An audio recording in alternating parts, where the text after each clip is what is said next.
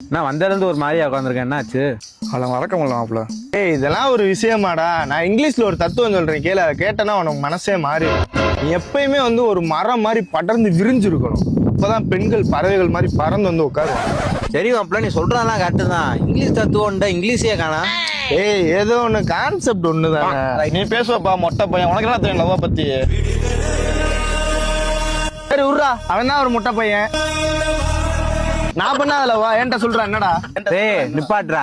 First காதல்லாம் என்னன்னு தெரியுமாடா? என்ன அது சொல்லு. லவ். சும்மாரா, நானும் டென்ஷன்ல இருக்கேன்டா. அப்படி என்னதான்டா ஆச்சும் லவ்வுக்கு? சும்மா கசகசன்னுகிட்டு இருக்க.